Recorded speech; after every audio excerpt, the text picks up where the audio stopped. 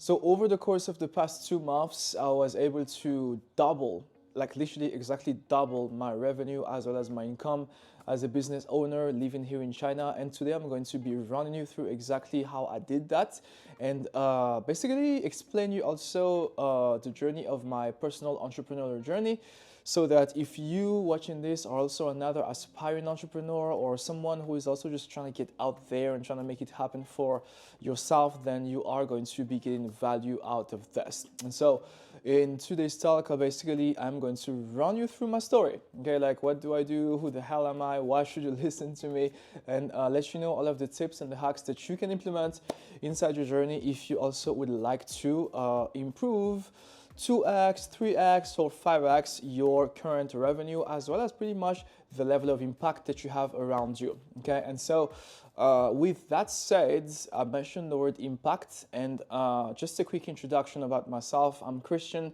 Okay, I'm a health and fitness professional living in Beijing. I'm the owner and the founder of 1% Consulting.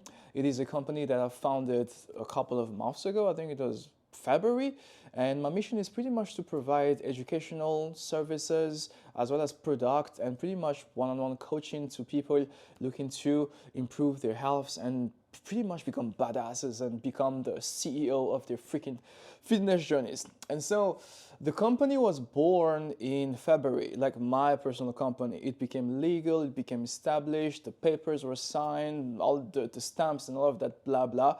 Everything became official on February, but I've just always been in the game ever since, if I can think of it, and which is what we are going to be speaking about today. And so if we really look back at where everything started for me, my entry into the world of entrepreneurship, mostly in the world of health and fitness, it was back in 2014, and this might be wrong, I'm not sure. Okay, let's just say I'm currently I'm currently 29 years old. Let me do some math before I fuck the numbers up. I'm currently 29 years old, okay, and my entry in the gym space was when I was 16. So 16 minus 29, it's been 13 years now of me being in the game of fitness and me being in the game of putting myself out there, which is actually where I am going to start, guys, because when I first started, and actually I have this thought every year, okay? Every year I'm thinking that it is gonna be the year where I'm gonna explode. I'm thinking that it's gonna be the year where I'm gonna like really touch lives and become rich and all of that bullshit.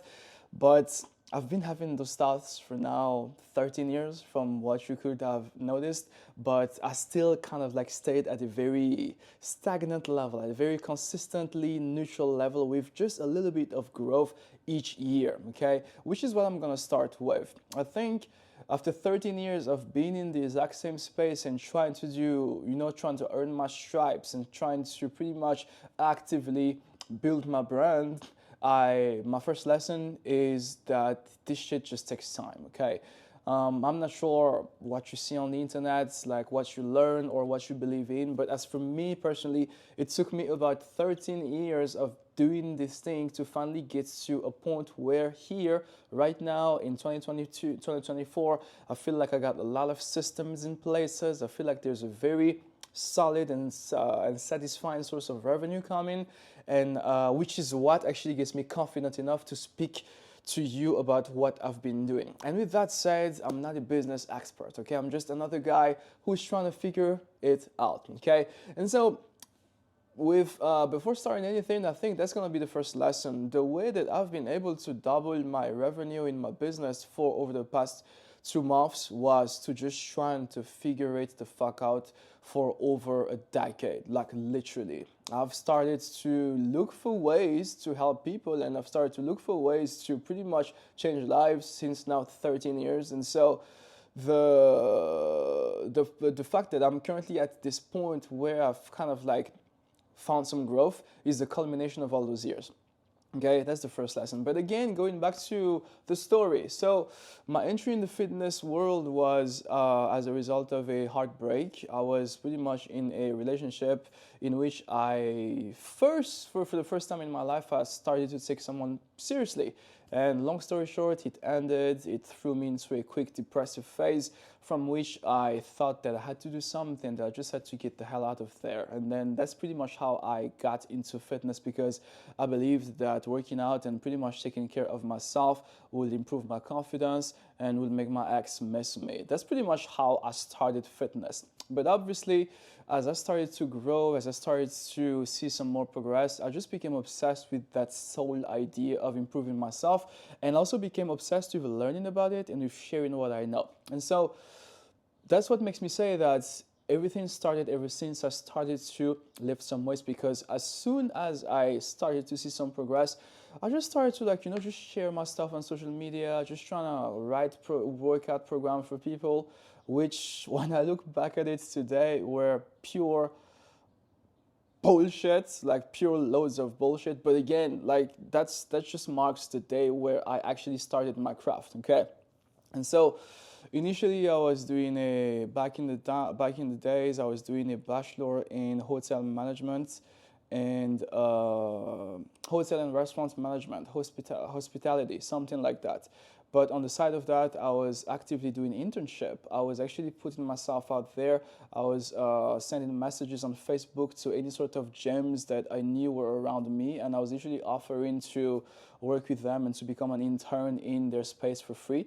And that's actually how I started to earn my stripes in the world of fitness, and how I started to gain some experience in the world of being a fitness coach. And so that it's pretty much how things have been going for quite a bit of time. Then I came to China. I came to China in 2017 to do a master's. I was studying, but at the same time, I was still doing my thing. I was working out, and I was trying to raise a community of fit people, of workout groups with the other students of my community, which have eventually led me to be noticed by a very famous brand, which is called F45 Training. You can Google it. It's one of the most, I'm not sure if it is still as of today, but when I first joined, it was the first fastest growing fitness franchise in the world. And that's pretty much how my career as a coach started, right? And so all of this to say, guys, that it was really progressive. Like, again, 13 years ago, 12 years ago, more specifically, that's when I wrote my first ever workout program. And ever since that day, I just became obsessed with pretty much the idea of, trying to provide help to people, trying to guide people. I was taking my friends to the gym, and I was training with them. I was coaching them. I was helping them with their exercise. And I was always just looking at ways in which I could make this fitness thing be a bigger part of my life and actually create true impact in the world. Okay, and so as I said, I was in the university back home, back in Madagascar. I was doing my bachelor's, and then I came to China. I did my master's, and then I went into a PhD here in China, actually, between 2019, starting from 2019, sorry, which we all know was the day was the time at which COVID started and hit the country, and we basically all ate shit, me personally, mostly, which have pretty much led me to decide that, hey, I think fitness have been growing quite well all over the past few years. And I think I'm in a space right now where, hey, I got a bachelor, hey, I got a master's.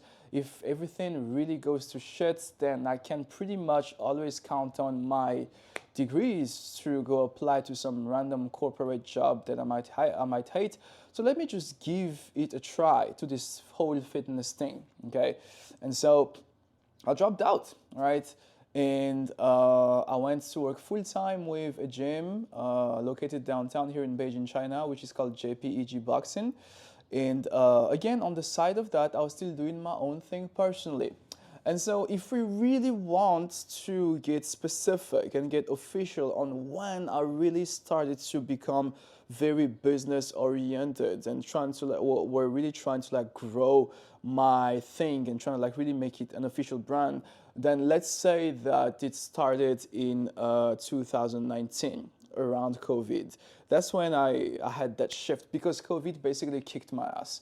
I'm not sure about you watching this or listening to this, but COVID was pretty harsh on me financially. And so it was urgent for me to kind of like build my finances back up, okay, which have gotten me to double down on the efforts that I was already investing into my craft.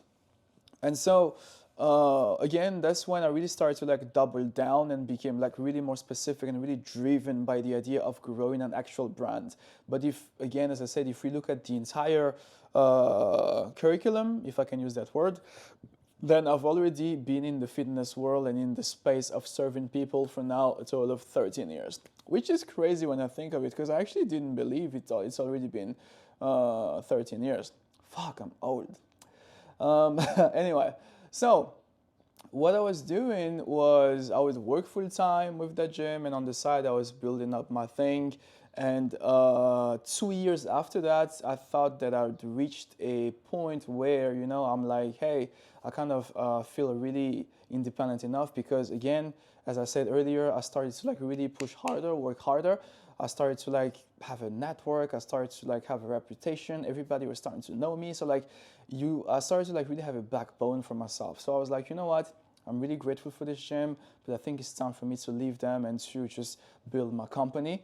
And so 2023, last year, December, is when I took that leap. And here my company is, 1% Consulting. We've been going through the process, and the company became official in February.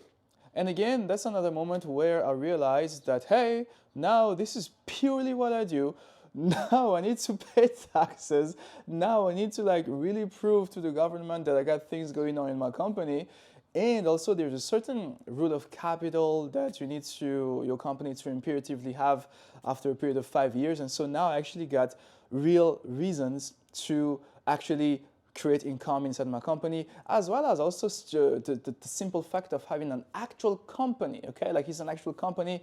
And so now I'm really in the business world. And so now I need to think like a CEO, because I'm basically a CEO at this point. I need to think like an executive and not as an employee anymore. This is not a part-time thing anymore. This is a full-time thing. This is a full-time thing now. And so that's when I started to like get real fire under my ass, which have honestly been the best time, because I've really been able to focus and focus and focus and really go into what were the main levers that I could pull in order for me to pretty much move my business forward. And so that's what brings us to this video, in which I'm going to tell you about how over the past 2 months, which is basically the exact time between which my company was settled until today, I was able to double my revenue. And one disclaimer that I'm going to give first is, when I say double my revenue, I'm not saying that now I'm rich and that I'm Jeff Bezos in the house, but like when I mean double, it's because I've been tracking.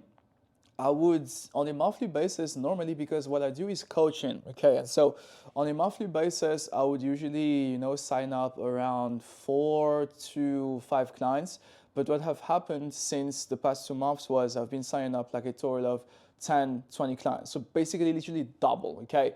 And so that does not sound like it is a lot of people, obviously, but I charge pretty expensive for each client that joined my coaching program. And so in terms of revenue, like it was just impressive, because I've basically started to like make 2 times more money than usual, literally, from the sole fact of, drum rolls, because I'm about to literally unveil the tips, the hacks that have made this happen.